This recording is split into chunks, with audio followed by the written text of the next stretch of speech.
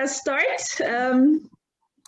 Good morning, ladies. I don't think that we have any gentlemen joining us, or if there's any men, please shout. I would like to welcome you to the Global Women's Breakfast 2021. Wow, we have already a lot of people participating, 33 as I can see, from many different countries. So in this context, I would like to tell you something about the Global Women Breakfast. And we have scientists from around the world from more than 270 individual events taking place today itself from 63 countries are participating in this Global Women Breakfast 2021. And it's the 2021 IUPAC Global Women's Breakfast. But what is IUPAC? IUPAC is the International Union of Pure and Applied Chemistry, and it was formed in 1919 by chemists from industry and academia who recognized the need for international standardization in chemistry. The standardization of weights, measures, names, and symbols is essential to the well-being and continued success of the scientific enterprise and to the smooth development and growth of international trade and commerce. Having said that, this desire for international cooperation among chemists and facilitation of the work of the international but fragmented chemistry community were the earliest characteristics of the Union. So that's why people decided to unify and to get united into the IUPAC in 1919. And what is IUPAC today? Chemistry historically emerged and developed as an interdisciplinary scientific field with a broad definition of its borders.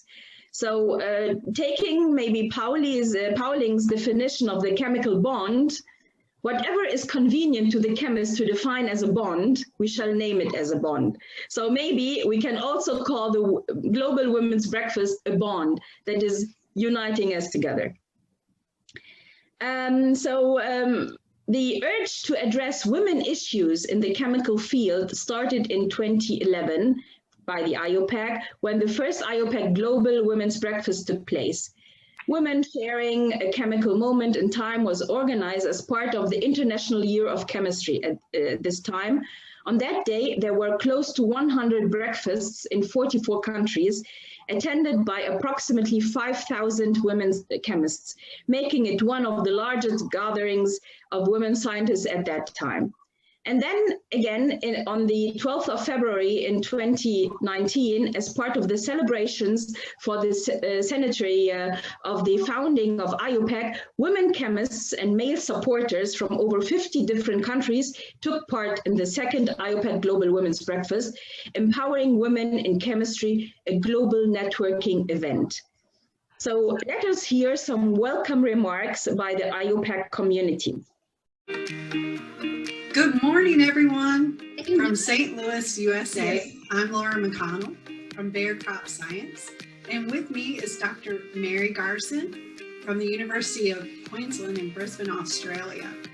We are thrilled to welcome you to the 2021 IUPAC Global Women's Breakfast. Good day from Brisbane in Australia. It's our very great honour to kick off the 2021 Global Women's Breakfast, Empowering Diversity in Science. We know many of you were there with us back in 2011 when we hosted the very first Global Women's Breakfast. Thank you. And also welcome back to those who participated in 2019 and 2020. This year, we want to extend a special welcome and thank you to the organizers, the men and women who have stepped forward in their organizations, and also to those who are attending the Global Breakfast for the very first time. We love seeing all types of organizations participating. That includes universities, scientific societies, industry, the government sector, and most importantly, high school classes of aspiring scientists. And there's always so much excitement. The very first breakfast starts in New Zealand, of course, and on the global map on our website, from that moment on, we see a sea of red hearts lighting up as breakfasts start around the globe. It's really your leadership and enthusiasm that has inspired IUPAC to make this an annual event. If we look back at the previous breakfast, chemists from all over the world, from more than 50 countries, joined in. In both 2011 and 2019, we were really celebrating, and rightly so, the achievements of women chemists. In 2020, we started developing a true global network, and now this year, we're ready to put it into action. So today we're asking groups to connect with each other, to strengthen the bonds that have already been created, and to extend those networks to include new groups and organisations.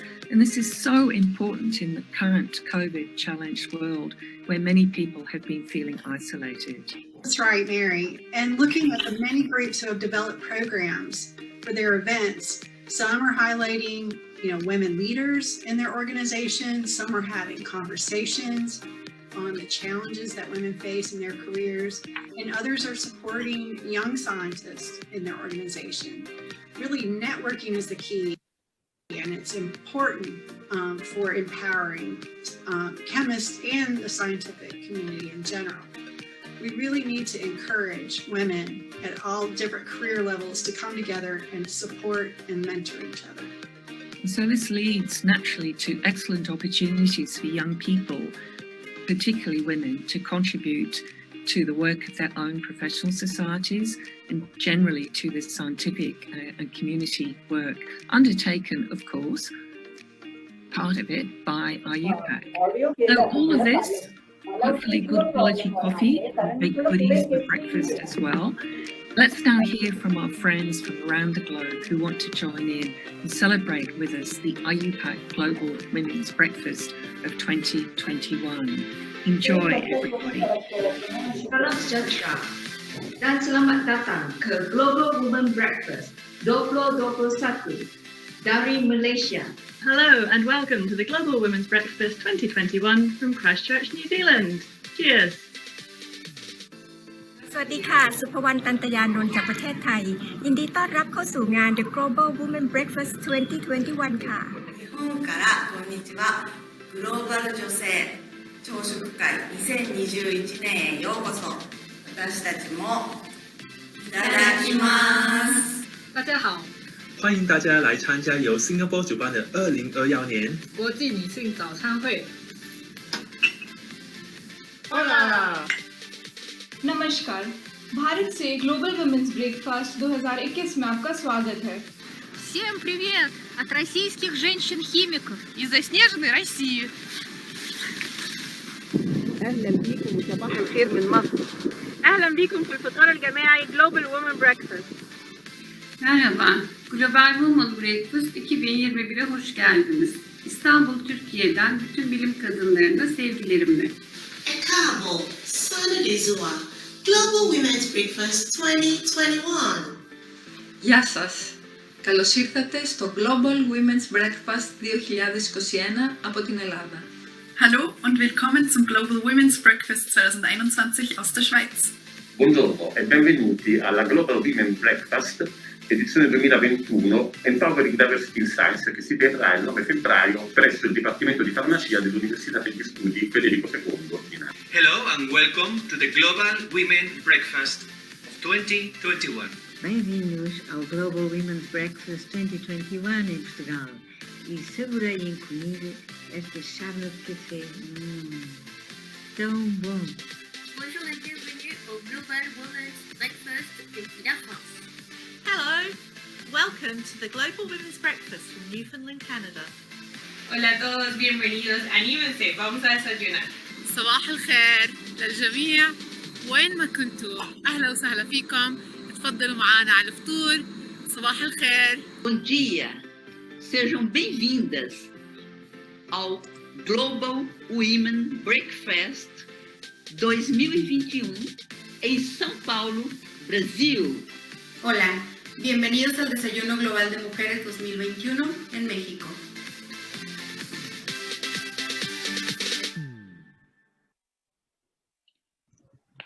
Wow, this is so inspiring. This is so energizing. Wow, it's just awesome.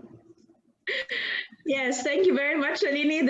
These were the people who are members at the IOPAC and who are supportive of the Global Women Breakfast, and they already have in their countries many, many different events at the same time today. Okay, so just would like to say some few more words before I leave the word to you, Shalini. Actually, this today is the theme of the year's Global Women's Breakfast is empowering diversity in science, and there are so many things that are challenges, like related to challenges that are faced by women in the workspace, and how you overcome these challenges, and what are your wishes for the future, and maybe how these gatherings can help you get support to overcome any of these challenges. And especially due to the pandemic, the urge for bond is even higher, and the sense for gratitude that we have this technology that connects us during this difficult time is increasing daily. So this year, we have decided to join efforts together with my friend and colleague from the Global Young Academy, Dr. Shalini Arya from India. And I'm very honored and pleased that you have participated this year with us. I would like as well to say that there is full support from our academy, from scientific research and technology in Egypt to host these kind of events. And I would like to say once more that I'm very grateful to Dr. Osama, who is always in coordinating with us these kind of events, and my colleagues who joined today, and especially the only male, of course, next to Dr. Osama, who is in support of these kind of events. So thank you very much once again, and I will leave the word to you, Shalini, to continue with the introduction. Thank you very much. Thank you so much, Gada. Hello, everyone. Welcome to today's session. Sabal Khuker. Good morning. Boa tarde. Guten Morgen. So this is a global meeting, and I'm so happy that today I am with all of you along with Gada. We all, both of us, welcome you. So honorable chief guest, esteemed speakers, scientists, faculties across the different continents, countries, cities, universities, institutions, and most importantly, my dear enthusiastic, beautiful, powerful, enchanting women scientist friends, a very, very warm welcome to one and all. And thank you so much from my heart for joining us for today's virtual Global Women's Breakfast 2021. I, Dr. Shalini Arya, I'm a food technologist working at Institute of Chemical Technology, Mumbai, India, and I'm also associated with Global Young Academy, where I met Professor Gada, is also a past member of Global Young Academy. But apart from that, we both have a very common thing, that is a passion for working towards empowerment of women. So keeping that in mind, before I give a formal welcome, I would like to quote that no matter where you are in life, friends, no matter where you are in life, inspire and empower the women around you. Success is never reached alone, and wisdom and wealth that are gathered are sweeter when they are shared. So within this context, Institute of Chemical Technology, Mumbai, along with National Committee of Pure and Applied Chemistry, Academy of Scientific Research and Technology, Egypt, together we are very proud to present today's virtual gathering of Global Women's Breakfast 2021. So my friend Gada has already given the background and significance. Why do we celebrate? But keep it in mind, this is a golden opportunity to create more network and empower ourselves. So just to give you a brief idea about today's program, we have two esteemed guest speakers who will be sharing their actual experiences about the topic. There are two main themes, like leadership. On the topic of leadership, Professor Nadia Kandile will speak from Egypt, and for women, it is always a big problem because we are always successful. We are God gifted. We have that power, but always we think that, okay, how to balance between our professional life, personal life. So on that note, career in science, catalyzing the potential energy would be elaborated and spoken by Professor Padma Devrajan from India. So with this, over to you, Gada.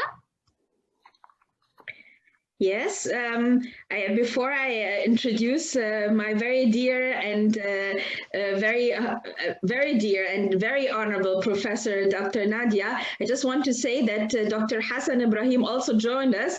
So now we have 3 men who are supportive of us. Thank you very much. So Dr.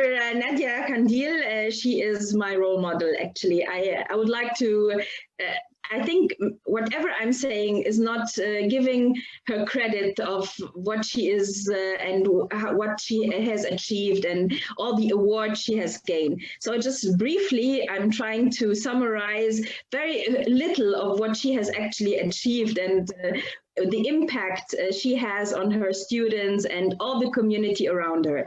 So Professor Dr. Nadia Kandil is a professor of applied organic chemistry, and currently she is affiliated with the chemistry department faculty of women at Ain Shams University.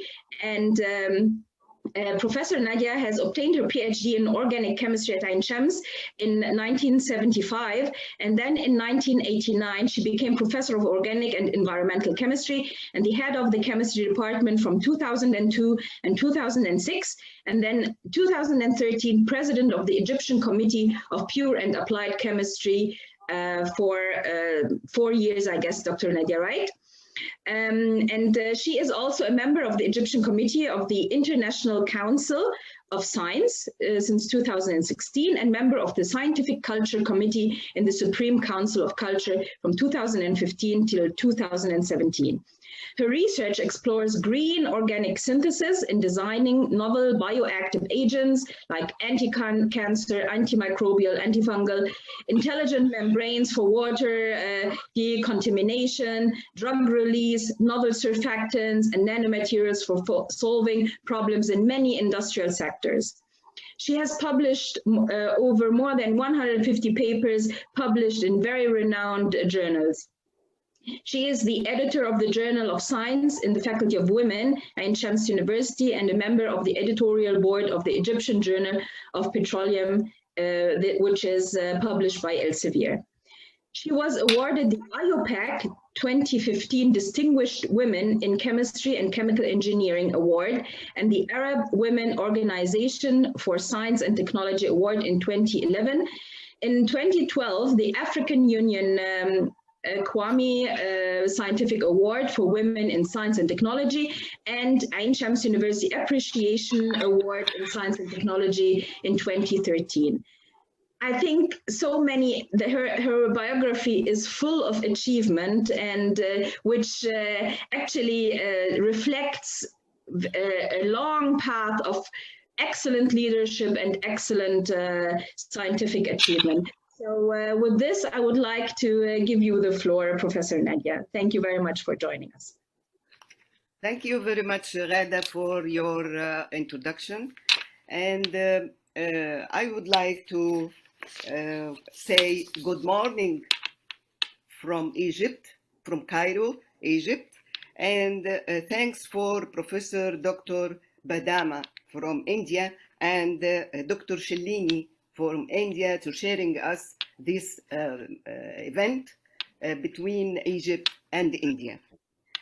Also, I am looking forward for scientific collaboration between us, between our team research in India and in Egypt. Thank you again, Rada, for the introduction. But something I would like to say that, excuse me, in addition to public address on the relationship, to complete my action for my country. In addition to public addresses on the relationship between chemistry and life, I gave lectures on the control and management of environmental pollution, I stressed that all should understand the harms and benefits of chemistry. I dedicated my life to my family, my chemistry, and my furthering science for women in my faculty at Egypt. In addition to all above, I am a devoted a wife and mother who not only has supported my husband through his career, but has raised two children who are now enjoying successful careers. This is a short, complete for my biography. Now I will start a very short talk about the theme of IUPAC for this year for Global Women Breakfast 2021. The theme of IUPAC Global Women Breakfast 2021 is empowering diversity in science. Diversity in science, it corresponds to the United Nations Day of Women, Girls in Science. The word empowering, it has positive and energetic feeling. This is why this year the Global Women Breakfast is empowering diversity in science. The science education for diversity has sought to improve science education in the world in order to respond more effectively to the new cultural diversity of students. It has done this through a research program run in collaboration with international partners. They have to understand the dynamics of relationship between culture, gender, and science education in the diverse context offered by the international partners, in the hope that they will give us a good basis for designing new approaches to science education that will appeal to all students within the world. It was reported that today is a reminder and a catalyst that full and equal participation between women in science and technology is a must and critical to strengthen participation in this field and create dramatic scale and impact. We all know how important gender equality is for sustainable development. It is very important that we encourage young girls to join schools which stand for the disciplines of science, technology, engineering, and mathematics, and to participate in featured science and technology programs to increase their interest.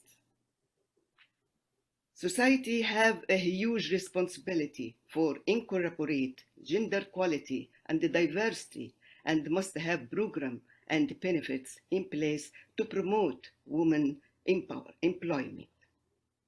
Science workforce diversity cultivates talent and promotes the inclusion of excellency across the social life. It was proved that diversity leads to better problem solving and expand the talent that increasing sustainability in society. Thus, it is a must to support the participation of younger girls in schools, universities, which is supported and empowered. We must get more women to participate and play different roles across industries. This diversity brings talent and creativity. As we know, women play multiple roles in a society. Women have started entering the erstwhile male-dominated leadership position as a result of increasing globalization and the opening of new markets in developing countries, and above all, for democratization of most countries in the world. We are witnessing a new class of women leaders. That's why I will talk about the characterization and the qualification for our young chemists to have the quality of leadership.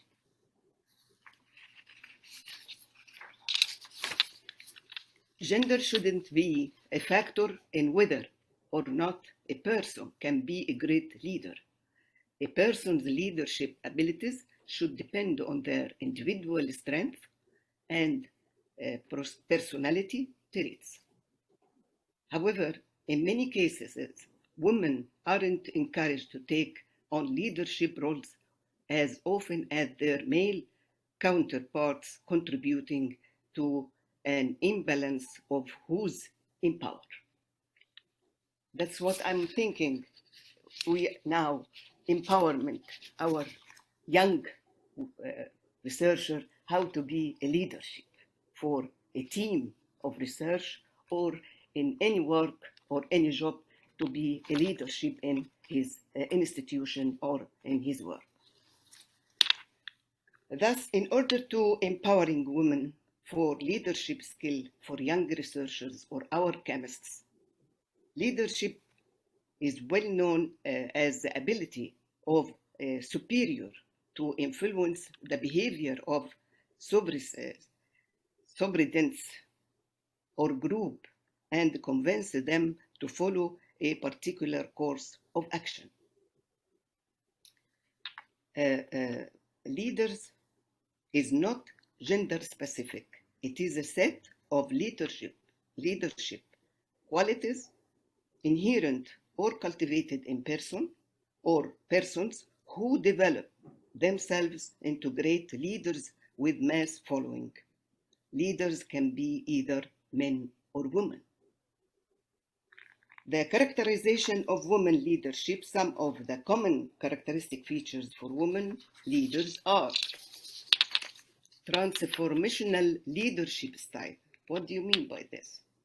For most women leaders, leader is not meant only for accomplishing organizational goals, but for transforming their followers into better people.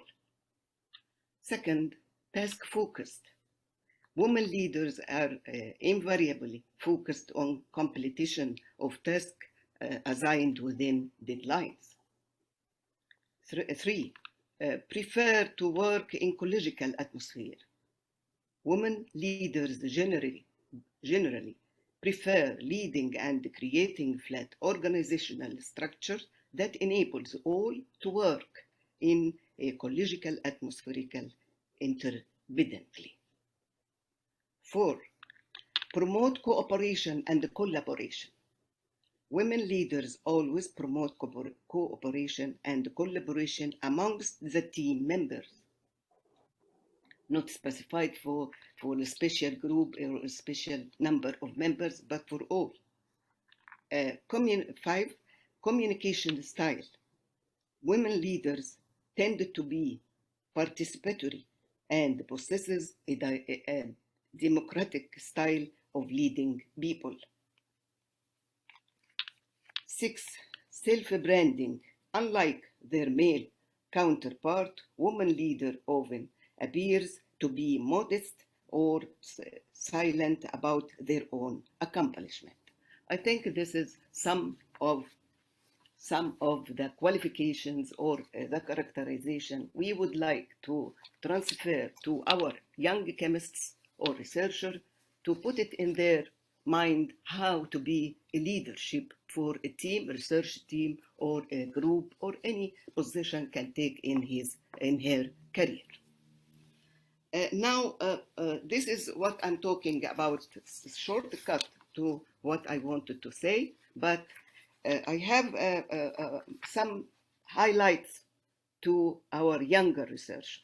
First of all, I am encouraged the young chemists to open IUPAC website to join IUPAC activities. As Ghada said in the beginning of her talk about IUPAC, she illustrated many things. But I am very sad sometimes when I'm talking with my colleagues in different places about IUPAC, they said, what IUPAC that give us the names of chemical structures or what? So I'm recommended today that every chemist woman or man must open the website of IUPAC in order to sharing all the activities. If you open the website of IUPAC, you will find who are us. مين إحنا? What? مين إحنا?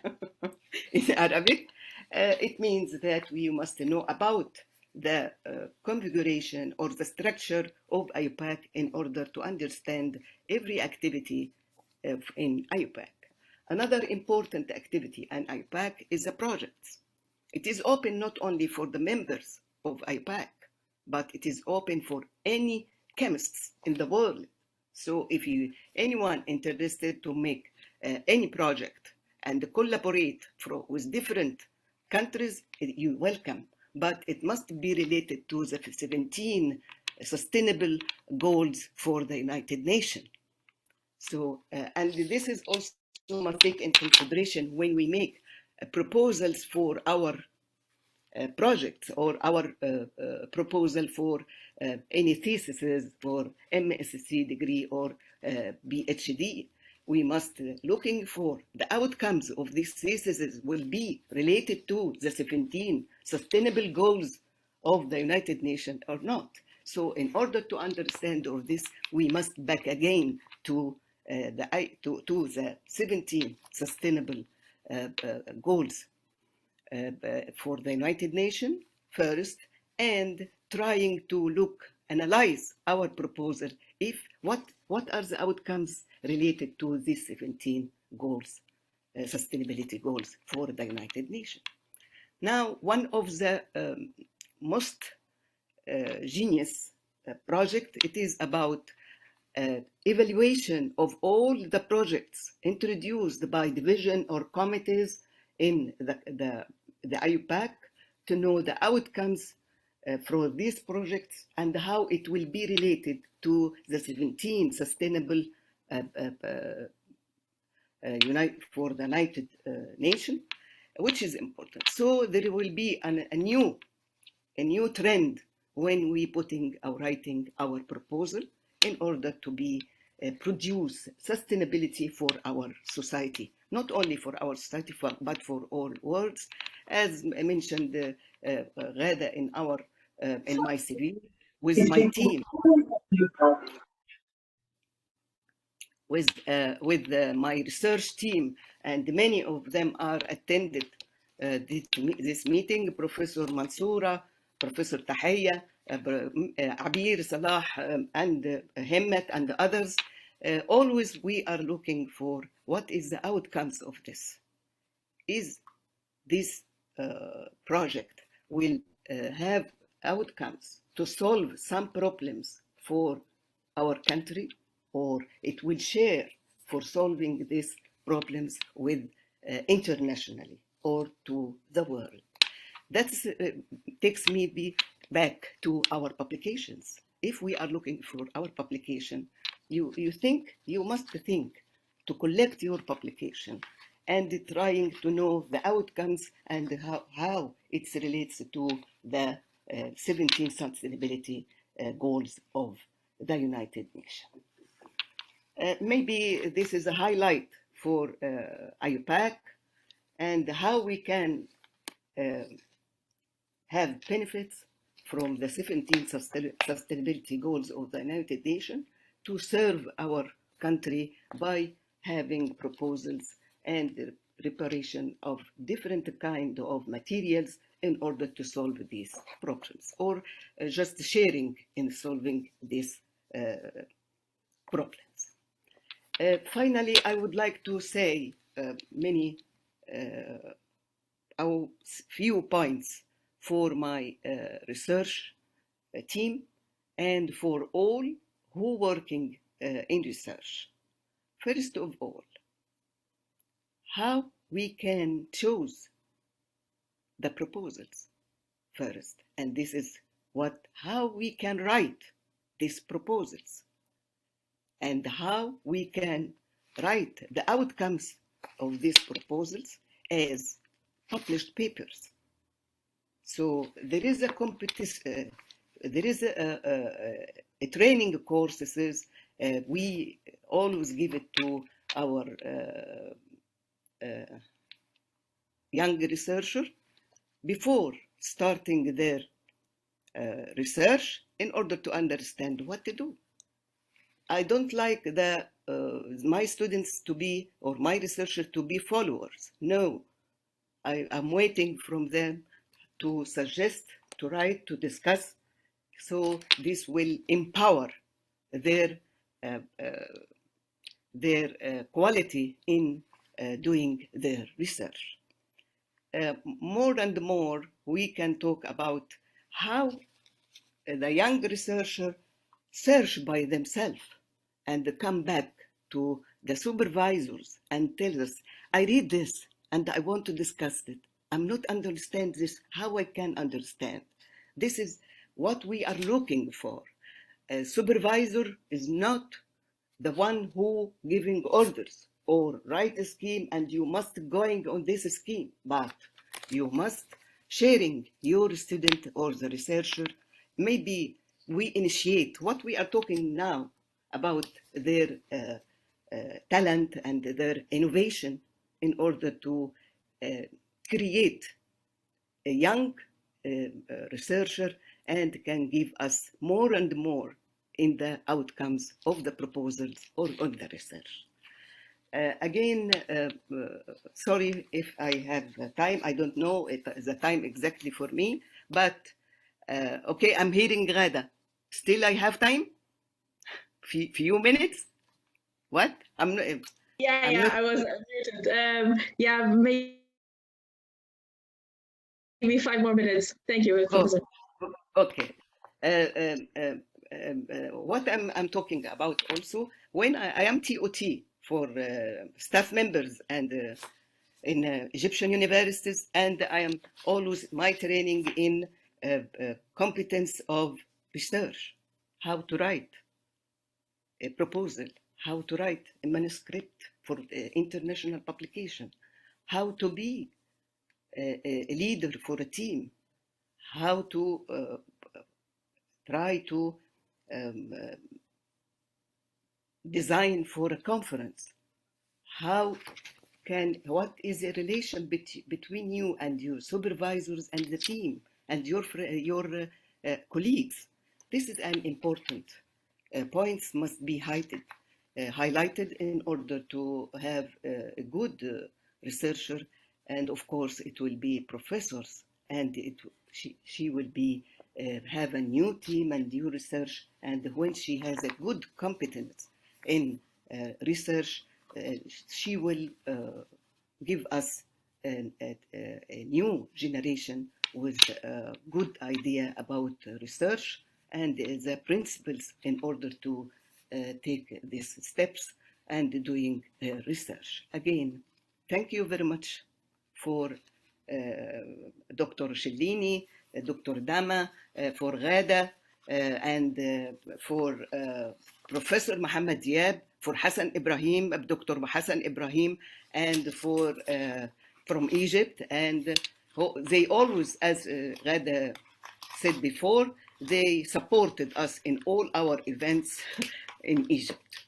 And I am grateful to my colleagues in my chemistry department, Faculty of Science. I remember the names. I noticed Professor Dr. Mansoura, Professor Dr. Tahaya, Associated Professor Abir Salah, lecturer Himmat Mustafa, and the others. Maybe forgive me if I didn't mention the name of others. Thank you very much again for this meeting and for giving the chance to give a short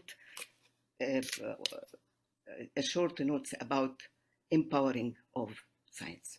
Thank you very much. Thank you very much, Professor Nadia, for this inspiring talk.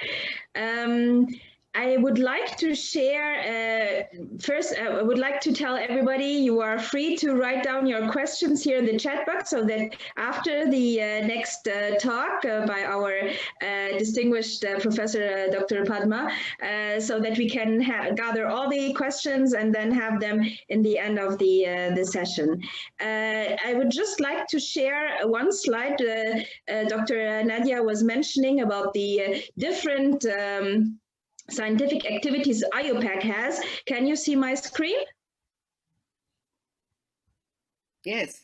Okay, good. So, Professor Nadia, you mentioned that everybody is talking about setting and recommending the standards. This is actually what is IUPAC known about nomenclature, terminology, symbols, and so on.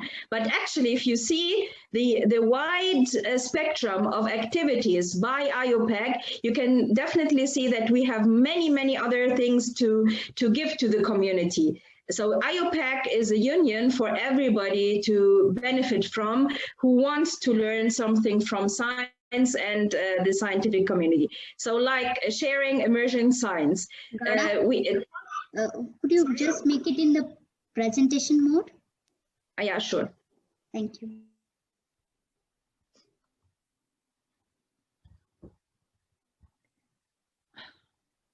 Better? Okay. Perfect. Yes. So we have the sharing emerging science. Top 10 emerging technologies in chemistry are published annually by IUPAC. Also, building worldwide capacity. We have safety training and education outreach, for example, also by IUPAC. The publishing issue, we have journals, books, and databases published by IUPAC annually. We have the networking facilities like today's meeting, for example, and we endorse many other organized symposia and conferences. So please make use of all these facilities of IUPAC. And last but not least, the awards ceremony we have for distinguished professors and distinguished researchers in our community. So please go and visit the IUPAC website, make full use of what IUPAC is giving to the community, and maybe you will find one or the other thing that is also useful to you. Thank you very much again, Professor Dr. Nadia, for this inspiring talk, and we will get questions by the end of the session. Thank you so much. Thank you. Shalini, I would like to hand over to you. Yes, thank you so much, Ghada, for such a wonderful information about IUPAC. And we move ahead with our next talk by Professor Padma Devrajan.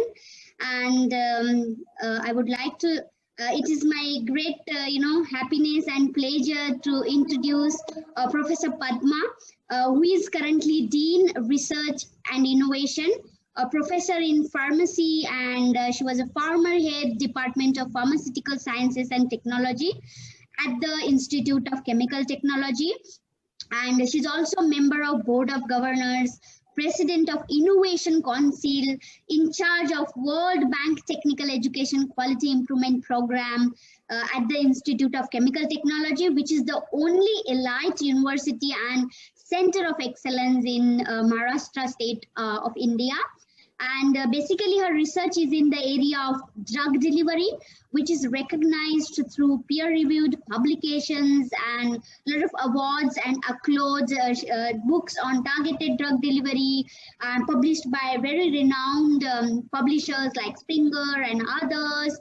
And she's a part of and member of various organizations of high repute and standard. She's advisor and chair of member of editorial board of many reputed journal, and she's also the vice president of Society for Pharmaceutical Resolution Science and first women president of the Alumni Association of Institute of Chemical Technology. She's a gold medalist of Mumbai University.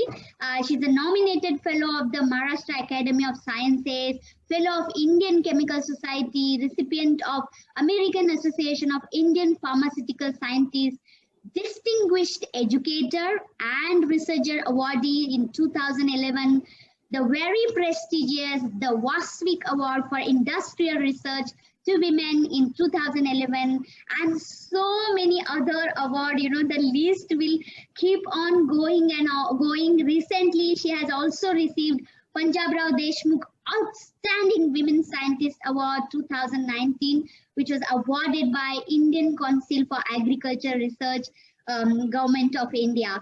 So she has such a big awards and accolades, and I'm so proud. So this is about, you know, the technical and the real introduction that we give during international, national, and various other formal platform. But I would like to tell you, being a scientist and women scientist and a mother women scientist, I remember Professor Padma being a very, very multi-talented mother who is balancing her family exclusively. I have seen her kids growing, successing so much. So I think for a women scientist, you know, people like me look at her as a role model, and I always wonder how she must be balancing her work as well as life. And in this context, I think she's the right person to guide all of us in this international gathering. So thank you so much, Professor Padma, for accepting our invitation and being here today. And over to you. Thank you so much, Dr. Shalini, and also thank you to Dr. Gada. It is indeed my privilege to be here today. And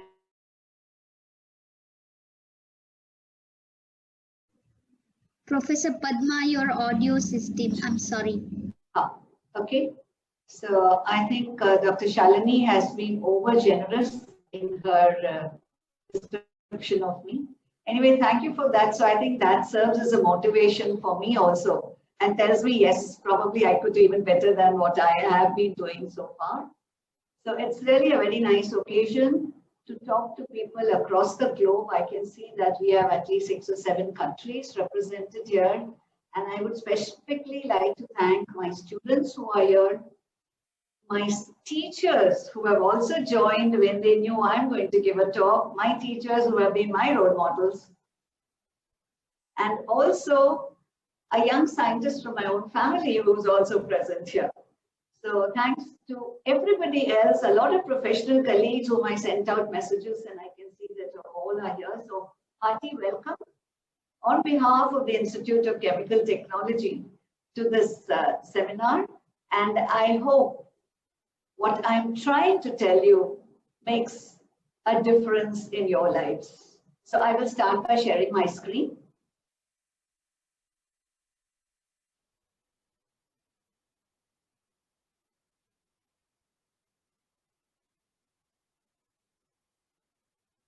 Okay, so I was wondering actually what I should talk about, because I expected Dr. Nadia to talk about women scientists, and then I saw the title of leadership. So I said, I will try and be open and talk to all scientists, not necessarily women scientists, because I think the IUPAC Global Breakfast for Women is also trying to open up. And I think we do have in our midst today some people who are not women. So that is also very encouraging. So I would be talking about a career in science, those who have already picked the career. So this is not motivating people. But what I'm trying to tell you is what we have got into and how much more we can actually do. So career in science and catalyzing the potential energy that's within us. That is the energy that I'm going to address. So if I look at a career in science and try and think back, why did I get into it and what have I got? One is the excitement.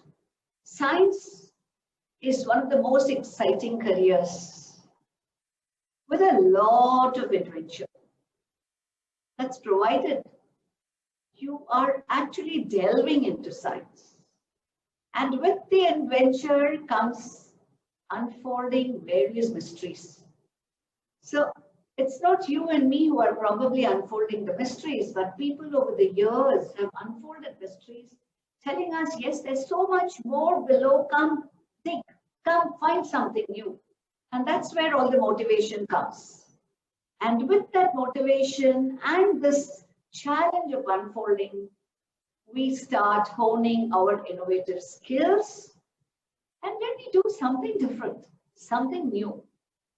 What better fulfillment can we get when we say, yes, I am trying to create a change, and that fulfillment, that happiness is something that nobody else can give to us. So that's what we get when we get into this career. And actually, I mean, get into not because of a percentage of marks, but because I want to do it and I am looking at this excitement. Where do we move when we get into science as a career? We can get into an area where we try to understand the universe, move into a totally different area where you try to understand the human body, or a third area where you would be appreciating nature's hidden secrets and try and delve maybe and look for some fossils that are 1,000 or 2,000 years under the earth. Try to understand and explain certain natural phenomena which are still unexplained. And with all this, we can catalyze the unbelievable. That's the science and the excitement of science. And with this, we can take off into new realms. So this is the opportunity science provides. And all of us, I think all of us here have opted for that opportunity. And are we actually taking advantage? Or what is it that's coming in our way in not taking advantage? So when we talk of opportunity in science, we could be talking of black holes. And we know black holes, all of us would have heard of black holes, but we also know that's so far away from us. And with science, today we understand what's 13.1 billion light years away. Science helps us to create such excellent architectural marvels. This is picked up from India. This is a sun temple at Konark. It's a very famous marvel. Or at the other end of the spectrum, from something so far which you can't see to something so near that you can't see, the microorganisms. That's also part of science. And today, what do we have? We have science helping us identify the coronavirus, helping us to see the RNA strands. So the tiny, tiny stuff under is also something science helps us see. What is far away, science helps us see, and what is so huge. Also, science helps us see about how these intricate carvings can be done. Because you need the right material to get this kind of carving, so that's also science. But when we talk of what is actually affecting us today, the coronavirus, science is also telling us that there is the power of corona and also teaching us how to overpower corona. And we do hope soon with the vaccine and the vaccination programs that have started globally, we are close to overpowering corona. So that's what science is all about. It's all about the unimaginable. It's all about a dream, and it's all about working towards that dream. So what does a career in science give us? It's a career, it's a wonderful career that can bring fulfillment that few other professions can. But success and recognition in a science career comes to those who can hold on longest. You need the grit, you need the determination. You cannot expect, success at the tip of your fingers or at the click of your fingers. So that's what science is about. It says, here I am.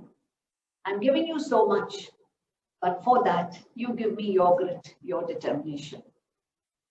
So while trying to understand science and trying to understand how we had people becoming such great scientists, I have been thinking whether we ever wondered why India has such a history of innovations in science.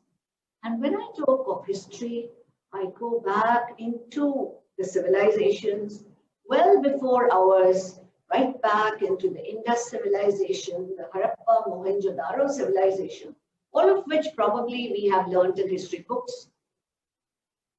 But when I look back at my own land, where I come from, I find that India, in those days, not now, in those days, India has amazing innovations. And I just like to showcase some of them.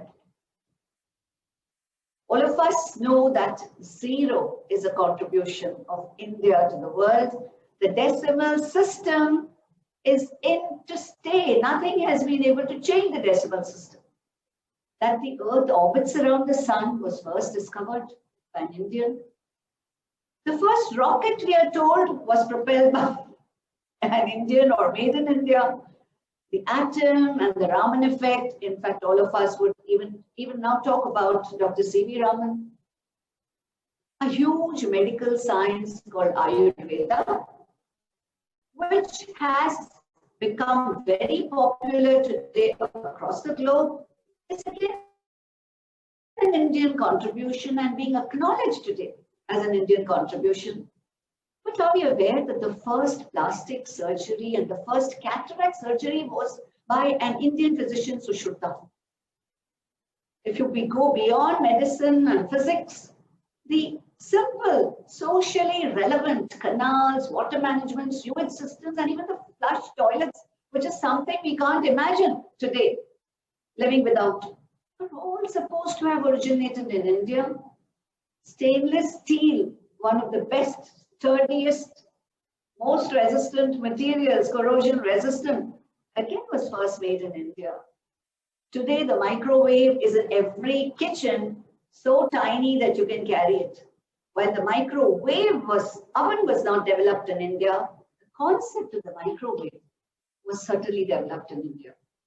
So what I realize is this land of ours, we've had so much, and down the years, if this has not happened, of course, we have a history to explain it. But today, I think with India getting back its global recognition, it's important. And I thought while I talk of my country, it's certainly something that's going to be useful for every individual. This is not what I say is not for an Indian. It's for every individual, not for a woman, but also for men. So it's generally for every human being is what I relate what I'm talking about. So why did it happen then?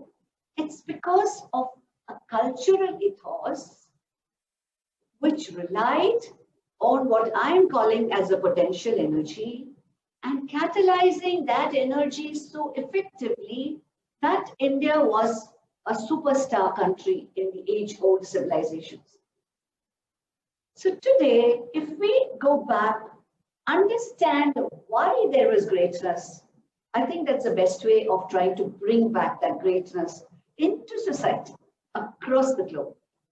So when we talk of catalyzing the potential energy, it could be catalyzed in two ways. This energy could come out like an erupting volcano, or it could be sustained and retained like a passive volcano. And it essentially requires harnessing the power within. And this is a schematic depiction of what we call as the chakras, which are the 7 energy centers in every human being. So that's where you have the energy. That's where you have the potential. But I'm not going to go to a very spiritual talk. I'm going to talk of practical talk. So when we talk of harnessing that energy, we have to look at two sides of the coin. One side is the professional development as scientists. I put that as an acronym PD. And the other side is self-development. And that I've called SD, because I'll be using PD and SD later. So we need to look at both aspects. So when I look at professional development, what is it that guides professional development? It's the external pressures. It's peer pressure, it's team building, it's global competition, it's teamwork, it's time management, it's stress management. And with all that, I put leadership separately because that's what would help you go through all this. And I particularly put that separately because Dr. Nadia was to give a talk on leadership.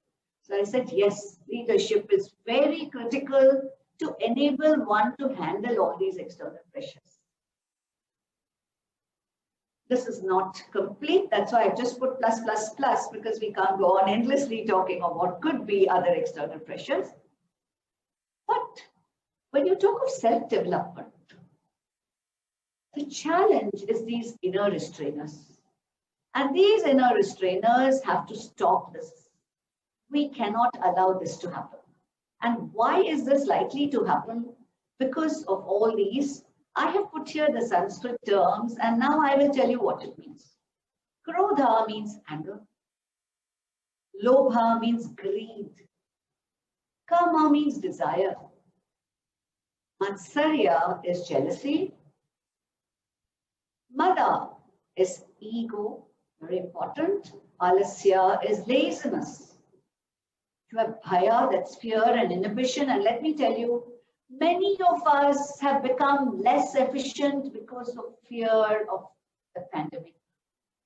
That does affect us, whether we believe it, whether we agree or not. Efficiency across the globe has gone down because of this morbid fear that we go through. And then moha. Moha is ignorance. So all these are reasons which come in the way of progress. So what we need is to harness this through motivation and energize ourselves. That is very, very important. So how do we do that? And how do we understand that energizing or the chemistry for success?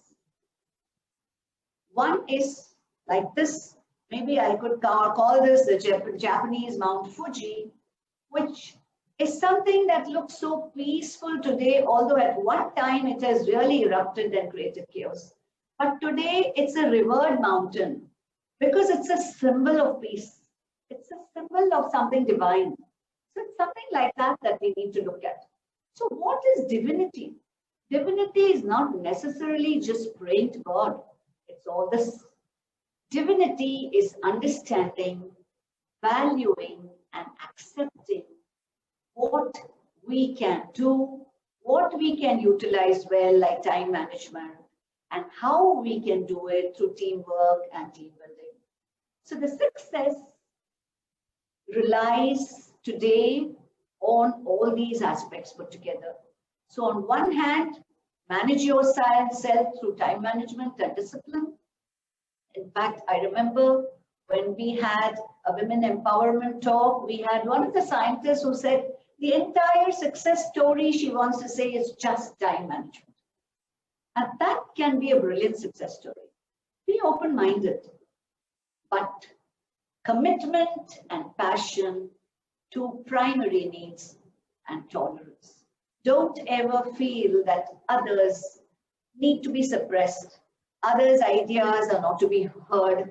And with all this, if you bring in teamwork, team building through collaboration, I think there could be no better success story. And I think that's exactly what Dr. Nadia was talking about, saying let's work together.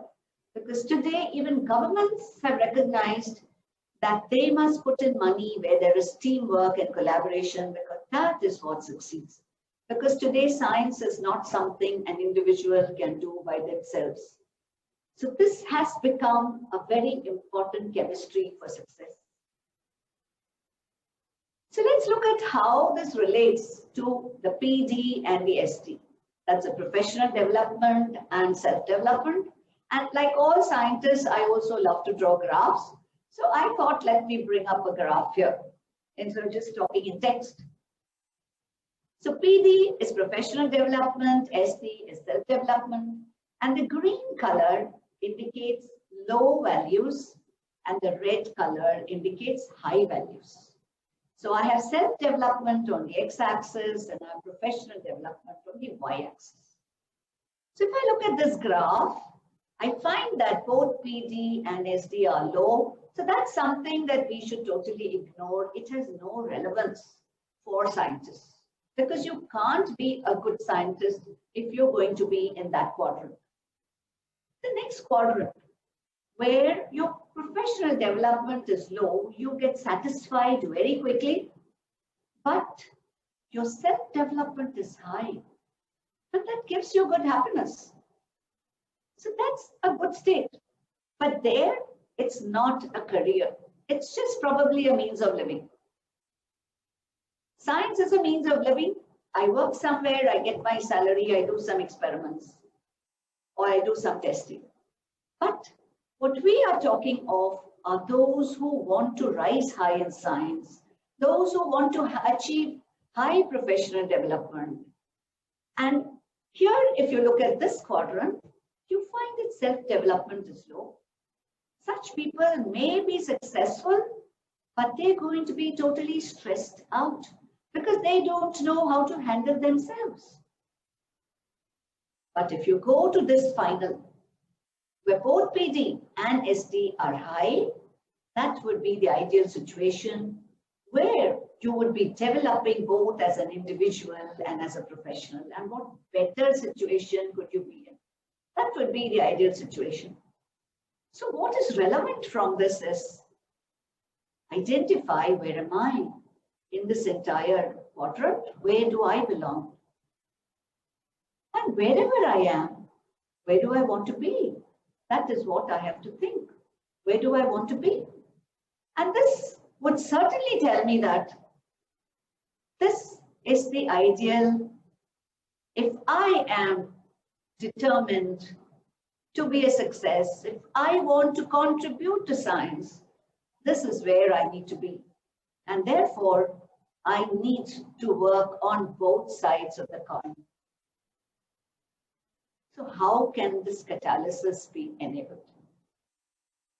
So I need to develop myself both professionally. I need to develop myself as a person so that I can handle my professional commitments well. Both become important. And I've tried to depict this pictorially in a few of these pictures. This is unlimited, this entire thing, but I'm just picking up a few things that I thought would really be something people could work on, something practical. So here you see this guy, he's almost going to die, but he still holds on to his ego. And that is what brings fall of many, many people, many scientists also. So we need to let go the ego. It's not easy, but maybe we could discuss that after the talk for anybody who's interested. There are times in life when you feel, I should have been here, but look where I am. So this is not something that should bother me. I must accept the facts of life and move on. The minute I accept I have to be here, I am here, I would find a way to climb here and then move further. But if I keep thinking, why am I not here? This climb itself is going to become so impossible I can never go beyond. So accepting life as it is very, very critical. The other thing, today you say work smart, work smart. So here you see this person, he's changed the shape and he's able to move what he wants so easily. So certainly work smart, but do not outsmart. So be fair, follow just practices, follow fair practices, but do not outsmart somebody and overhead. You will do that if you are developed, but if you're not, you would try to not just work smart, you try to outsmart.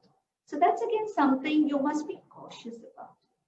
And of course, very important, to be a leader, to be a successful scientist or a professional, if I may use a more general term, you need to take the jump, you need to move out of the comfort zone, and you need to walk the untrodden path. Because that untrodden path would give you more mysteries, more challenges that people have not solved. And that opens up a whole new area for you in science. So many times in science, you're not sure whether I should step in that direction because I'm finding only 4 papers in that direction. Whereas I go somewhere else and I find 4,000, it's easier to work there. No, dare to go where there are only 4. That is the spirit of science. That is the spirit of inquiry. And that is you waking yourself up and channelizing your own energies. So the ultimate success, as I see it, is breathe into your challenges. I mean it. Breathe into your challenges. Breathe out the problems. And you will find that the energy flows. And breath is the key. You may be surprised if I say that, but if you learn to breathe in right and breathe out right, nothing can come in the way of your energy flow. That one sentence has a lot in it, and we have gurus across who are actually teaching us this in very many ways. But the day we understand that breath is the key, that is the day when you have begun the first step of channelizing your own energies. So with this, I would like to stop here and leave this floor open for questions. Namaste to all of you from India.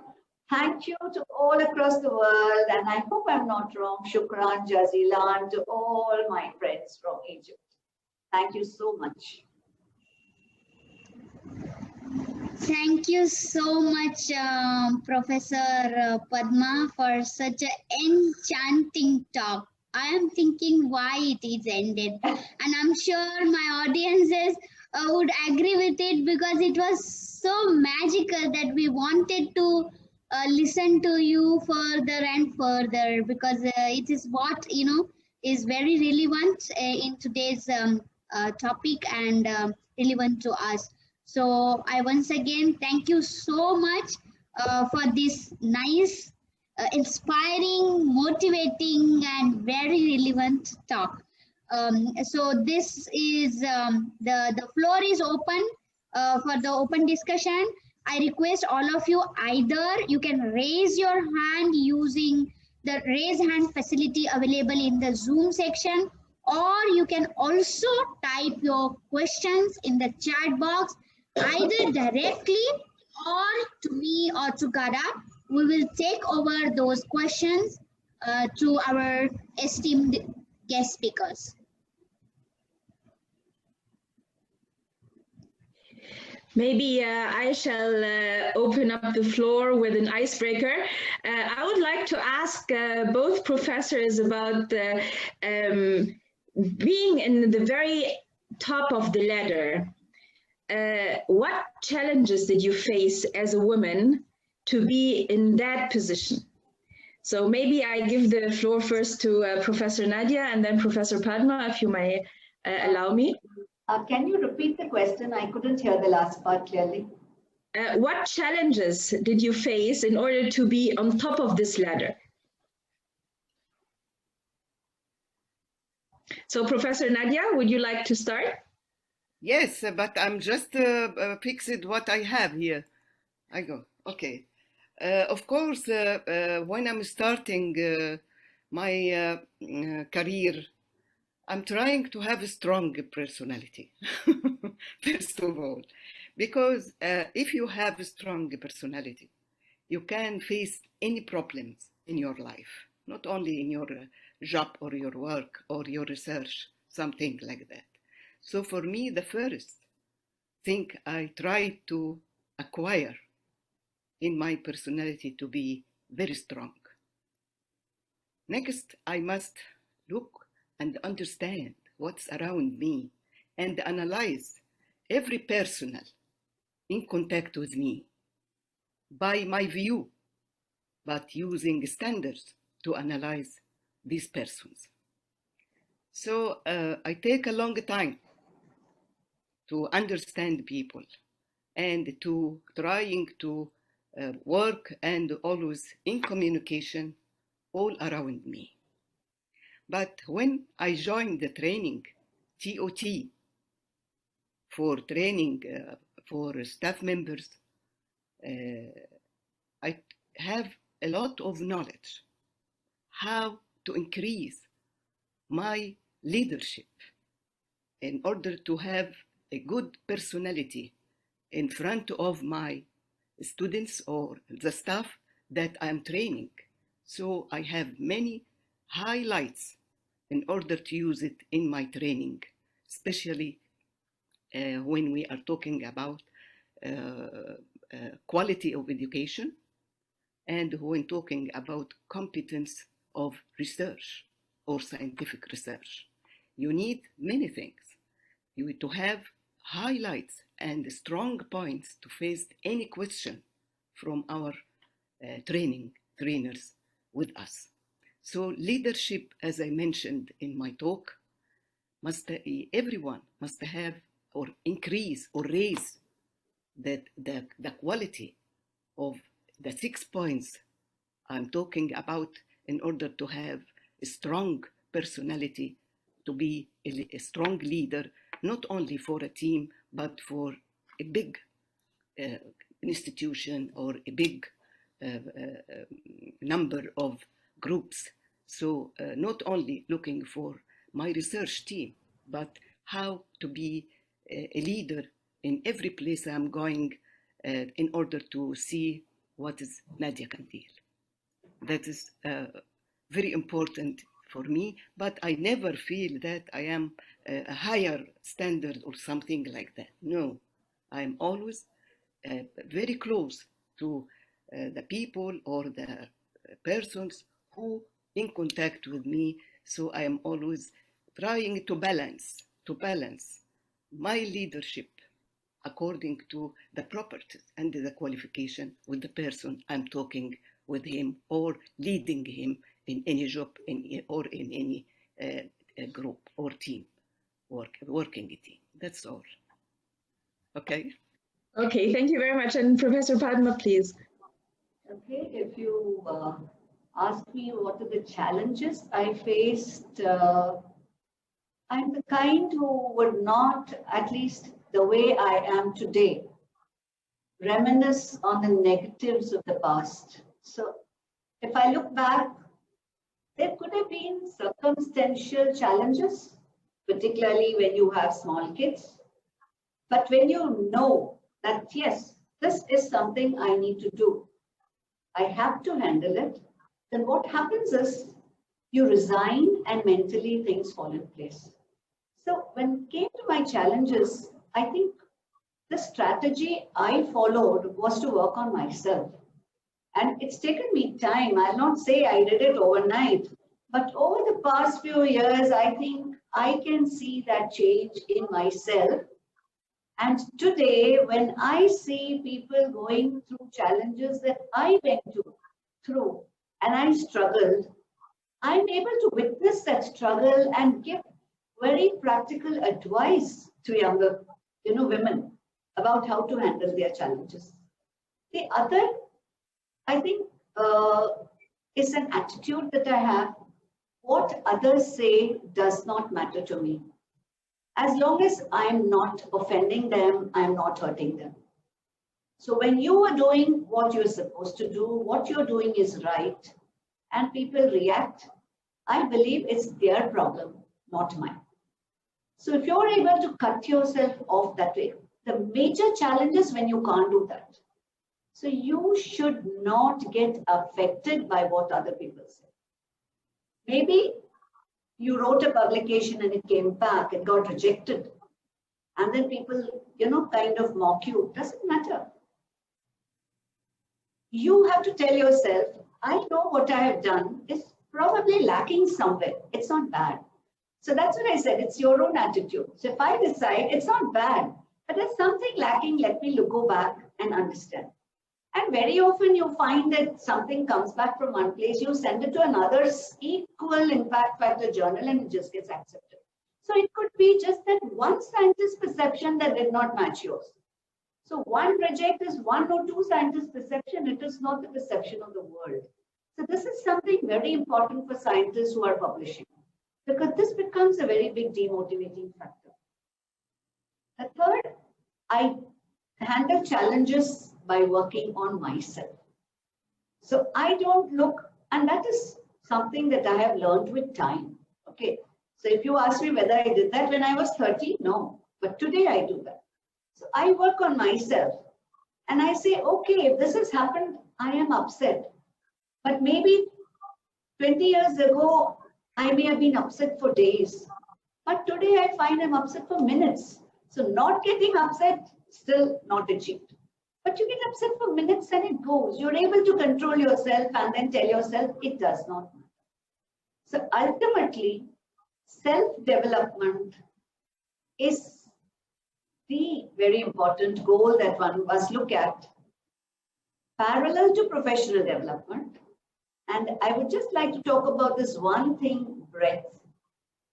When I said breathe, I actually mean breathe, because I've learned that from my gurus, and I do that.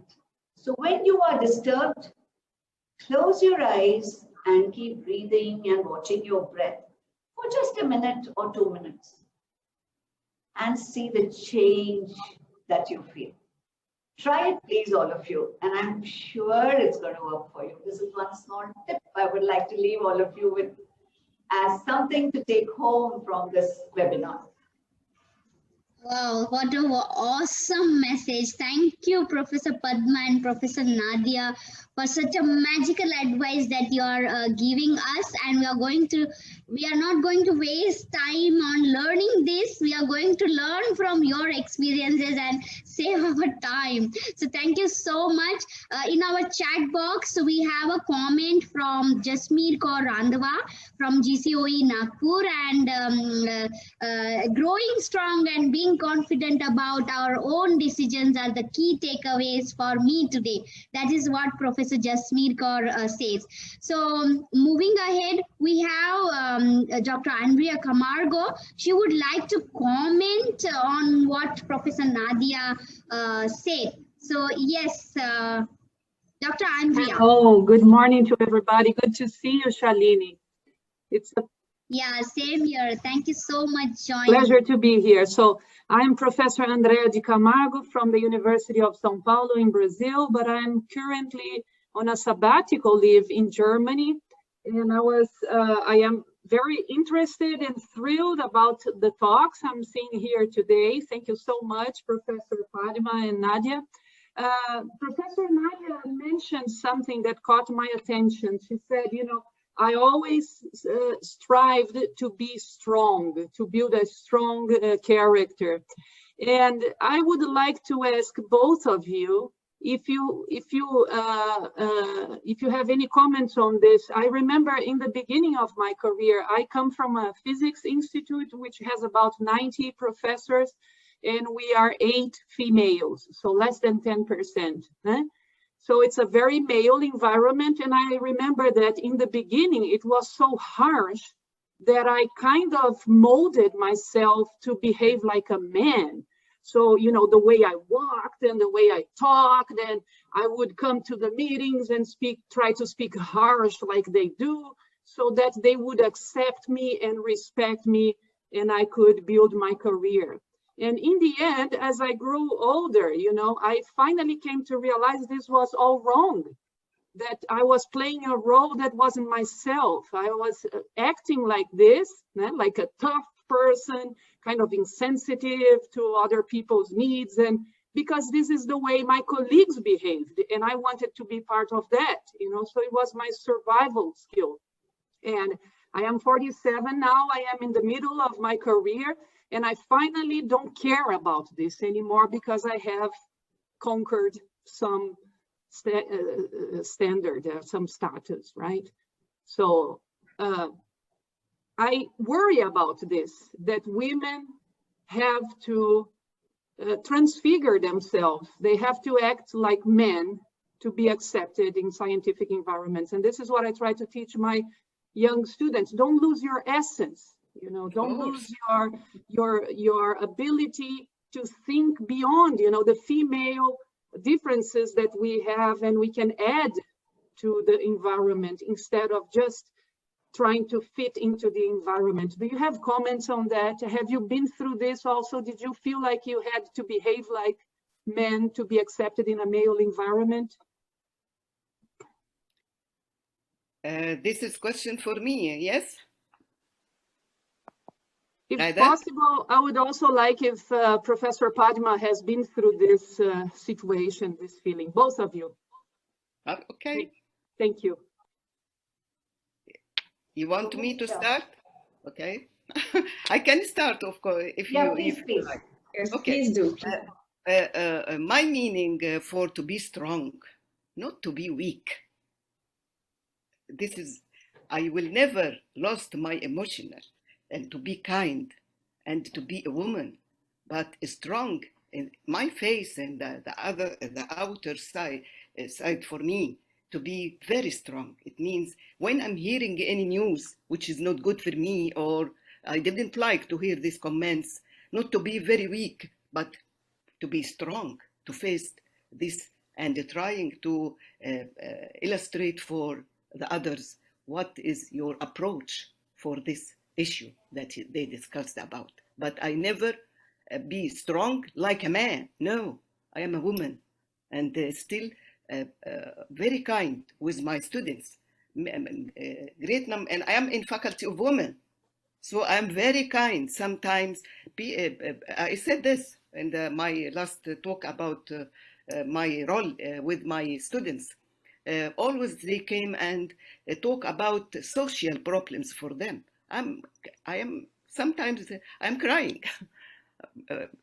What to do for them? But I must be strong in order to give a good advice for the others. I don't like to be strong like a man, but a strong woman, how she can face any problems without feeling with weakness and the others see my weakness. That's what I'm trying to illustrate. Also, when training for persons or for staff members, I push and give them a great push in order to be strong in facing problems in their career and how they thinking to dissolve this. So I am not, don't like to be like, I'm always said, I am a woman, I am 74, and I have many experience in my life, and I'm trying to translate this and transport to my teams or any woman or a man, if he has a problem, in order to acquire my principles, if accept, in order to solve his problems or her problems. So I am a woman and crying and but all I am thinking that a leadership must be strong, facing any problems without any weak actions from us. That's what I'm saying. I'm not like a man, I am a woman. And still, till the end of my life, I am a woman with emotional and doing everything and help anyone for my student or beyond, outside my faculty to help. And this is known by Nadia. Nadia, she is always helping many people, whether they are women or girls or a man.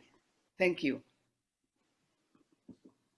Okay, so I have fortunately never been in a situation like you where there were more men and few women. Not because our institute had a lot of women at that time. There may have been 10-15% women, but we were all in the pharmacy department. So the pharmacy department was women enriched. So in terms of student also and in terms of faculty, of course, today across the institute, we have about 35% of ladies. And since we live in Mumbai, this kind of gender bias, etc., is significantly lower because of the cosmopolitan nature. So I have never felt that. And coming to be, what you said, you want to be strong like a man. I think women are emotionally superior in strength to men. So yes, that facade of being strong is fine. That has to be just a drama. But within ourselves, we should not change. Of course, like Dr. Nadia said, I think my students would also agree that I do support them in very many ways. I don't think I cry. I learn to detach myself from their problems so that I can actually help them, you know. But that is one side of me, the kind side. But as a guide, I'm very firm, which they all know. So they have learned to understand both sides of me. So I have two sides as a person. So that self comes in when they need other kinds of help. But when it comes to delivering, I am rather firm. Thank you very much for those inspiring talks. Wow, amazing. Thank you so much. We have another question here from Vanashri Shodari. Was asking about how to get out of the comfort zone and work in pressure or under pressure. Again, so would you like how to get out of your comfort zone and work under pressure?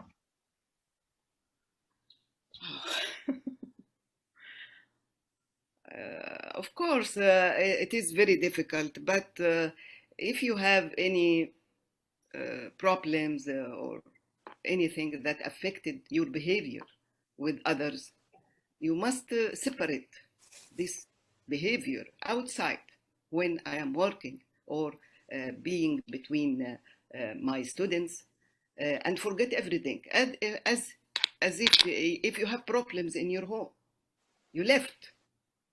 When you close the door, home door, you left everything because you are facing your students or your colleagues or the team you are working with.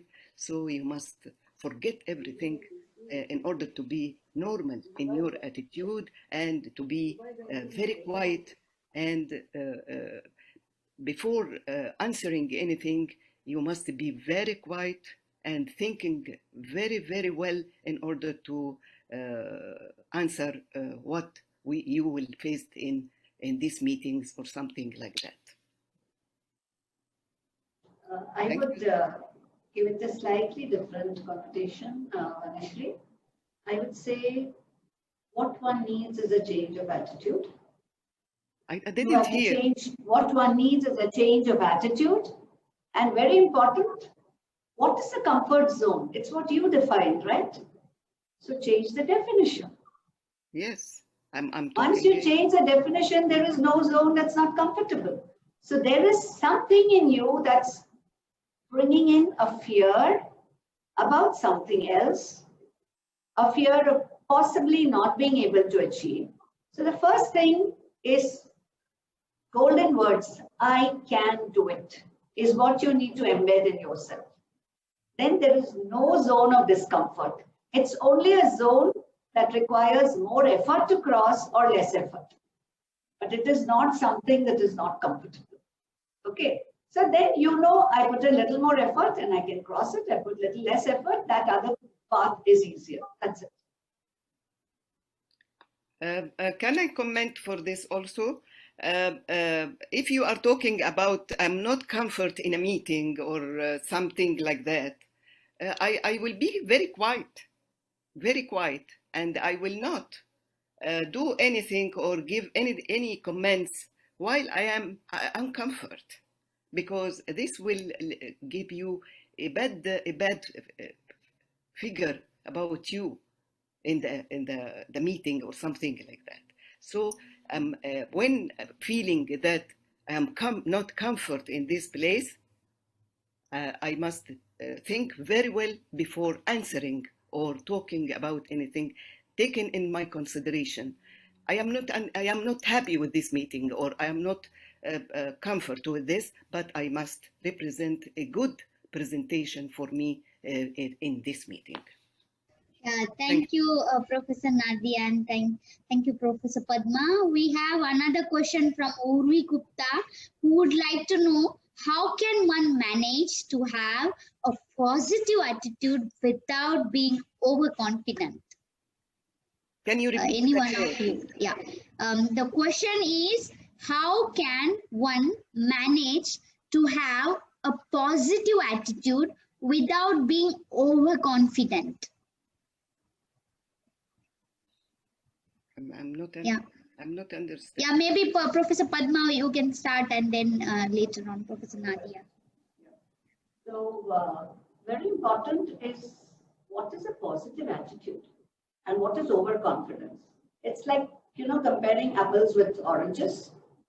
There is no real connection between positive attitude and overconfidence. See, positive attitude is how you react to a situation.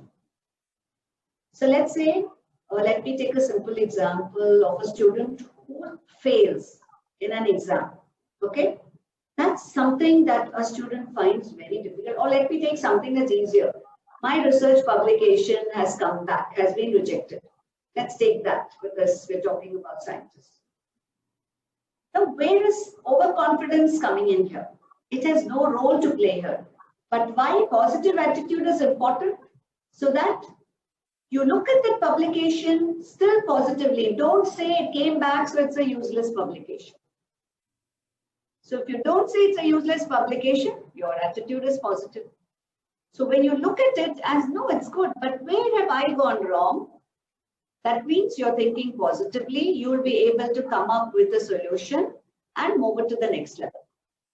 But the minute there you become negative, you'll say you'll not have the ability to think differently and to see how to work around it. Where is overconfidence in this? I don't see any connection. So, okay, if I was overconfident that it would get accepted, and then it didn't get accepted, that's going to make me more negative. So, typically, the two have no connection. Overconfidence is something that is not really desirable. Confidence is important. Have the right kind of confidence, have the optimum confidence. Overconfidence is something where I would say confidence plus ego is overconfidence. So ego, beyond a point, is not good anywhere. But no ego is equally bad. So we need optimal ego. Wow, thank you so much. Professor Nadia, would you like to comment? No, but because I'm not clearly understand the question itself. Okay, so we have another question from my very friend Chirasi Roy Chaudhary. We are together, we work in Indian National Young Academy of Science, INSA. So Chirasi, thank you for asking this question. Does working under pressure to deliver in time limits the creativity in science to some extent? Does working under pressure to deliver in time limits the creativity in science to some extent? I think it is always we said you must have to have the management of your time in order to know your deadline and when you start and when you finished. Then rewrite again your agenda, how to follow. This is your steps in order to finish this work job or the job you asked for. Management of time is very important in our life. If you are a woman and you are responsible for a family, if you don't have the management of time, you will never reach any point or any success in our life. First of all, the first priority, of course, for our family and for our home. But we must have management of time in order to give us, to ourselves, how to have progress, how to have access in a certain time. This is what we are looking for our young researcher. They must have a good, high quality of management of time in order to finish their work or their proposals in a certain time. Thank you. Should I say something? Yes. Yeah. Okay. Yes, I agree totally with Dr. Nadia about time management. And certainly when you have time, you have creativity, or rather you have time for creativity. But when does creativity happen? It happens when you give it that focused time. And sometimes, I mean, that's my personal experience, we have to write a project and you're just not able to put it down correctly. And then there is only 48 hours left. And in those 48 hours, your focus is 100% on the project, that you also don't understand from where your creativity is coming, and you have created a document that probably 1 month ago you never thought about all that. So it is very individual for people. So there is no generalization. The ideal approach is to manage time and to try and do it, keeping a lot of time. But there are occasions when for some reason you keep prioritizing, or you have too many things on your lap and you don't know which one to pick at what time, and somewhere you lose control of time. But if you still want to be creative, you could try it. Just focus. If you focus, now you will say, how do I focus? I've already taught you a trick that also helps you focus. So just look at your breath for 2 minutes and then think about something. That focus helps you really control the mind, and it builds up. Or basically it would bring to what you call the RAM, whatever is inside, the main hard disk. Wow. And you'll be able to put it out on paper very easily. Excellent, Professor Padma. Such a nice thought you have given. So just to add, yes, time management is such an important thing, and we would have to conduct a separate 2-hour session only on time management, because we do conduct such activities on various platforms. And recently in Global Young Academy, we had that session on that, and wherein one of the very renowned speakers spoke about, categorizing your work in important and which are the urgent things, and likewise you manage, but it is also, as Professor Padma said, it is very personal. The quality, the delivery of the quality against that particular work is very, very individual. For example, on my desk, I write always this: done is better than perfect, but my beginning itself is perfect. My beginning itself is a quality. So that's what I wanted to say and add. So we begin with another question, which is asked by Professor Mohammed. And despite of so many of years of progress, what is your suggestion about increasing the number of women in STEM? And still in this today's date also we see a very poor representation of women in STEM. What is your comment on it? Anyone can answer, maybe Professor Nadia, Professor Padma, anyone would start. Yes, Professor Padma, you are muted. In general, women in the work field itself is low, and in science it's particularly low. But what I would appreciate is, at least in India, government is trying to address this by ensuring that minimum number of women get into admission into higher education institutes of science and technology and engineering. So basically STEM. So that is something that's already being addressed at the government level. So I think that is a very good beginning and a very good motivation. We do have now certain other organizations that have started outreaching even to schools and trying to motivate young girls into science from schools. So an understanding of this lacuna and appreciation by the government is something that we should say is a very positive step happening towards women empowerment. Yes, Professor Nadia. Yes, as I said in my talk, that STEM schools is a very good place to have a new generation with good talent and with good innovations. In Egypt, I said that the society is responsible for this.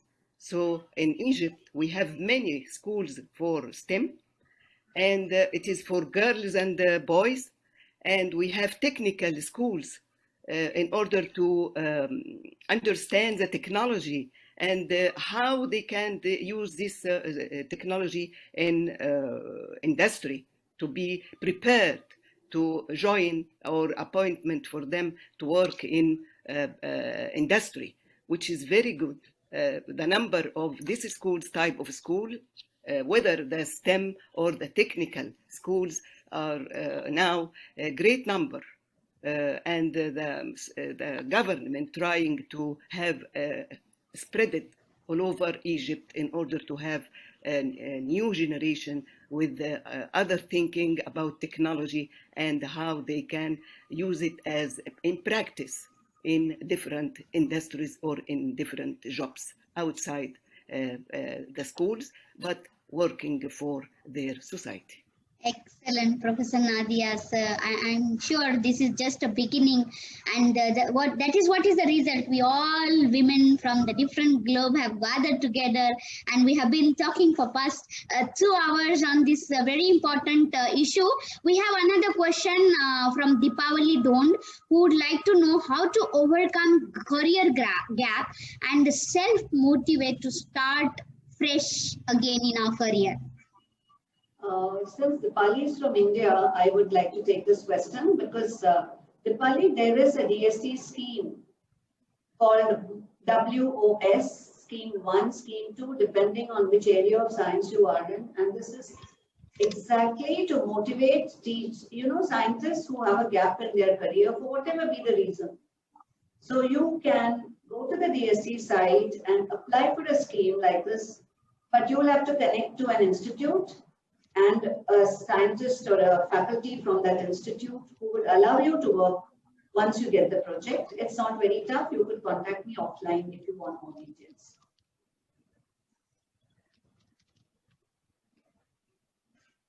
Yes. Professor Nadia, would you like to comment on this, about the self-motivation, how to get self-motivated? I think that to have self-motivated, it is belongs to the person himself. As I said, we must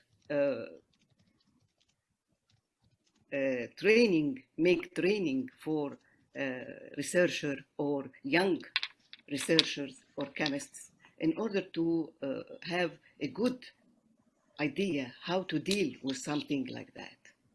So as I'm TOT, I'm meeting a lot of people asking for this.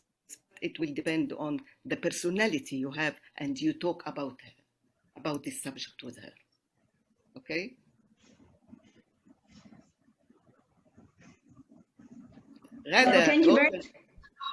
Thank you very much for the wonderful talks, the amazing contribution. We learned a lot from both of you today. Thank you very much, you, Professor Nadia. Thank you very much, you, Professor Padma, for this wonderful and inspiring talks today. We would like to have one group photo before we conclude today's session. So please, Shalini, when we are ready, so everybody is getting to smile. So please just let us say cheese or chemistry or something like that. So that's wonderful. I would request everyone to open their video so that I take a photo of all of us together. And that's all. That would be very nice. I will share it to all of you on our social medias. And yeah, so... and there were 3 pages, but I will try to compile, edit together. And that's so nice. So say, are you pack? Cheese? Paneer?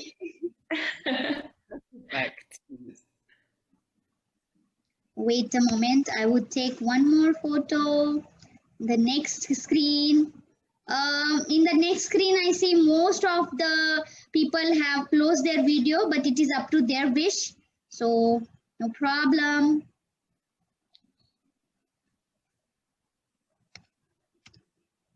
Yeah. One more time. Say smile, please. See you in the next World Women's Global Breakfast. Thank you so much. Yes, I have done, Gada. Thank you so much, Shalini, and thank you all the participants. We would like to thank you for joining and tuning in today with us. Thank you once again for our marvelous speakers, Professor Nadia and Professor Padma. Thank you for our organizations, the Academy of Scientific Research and Technology in Egypt, as well as, you say the name please, Shalini? The Institute of Chemical Technology, Mumbai, India. Thank you so much. And of course, a big thanks to IUPAC who united us today and to have this Global Women's Breakfast. I hope you all enjoyed. I personally learned a lot, and I really hope that we all stay in contact, and not only on a social basis, but also on a scientific basis. Please write to us. Please send us your email so that we have the network for next time and next year's Global Women's Breakfast. Thank you so much. Thank you very much for all. Yes, thank you very much. Thank you very much. Thank you, sir. Thank you, Dr. Ghada. Thank you very much. Bye. Thank you. Bye-bye.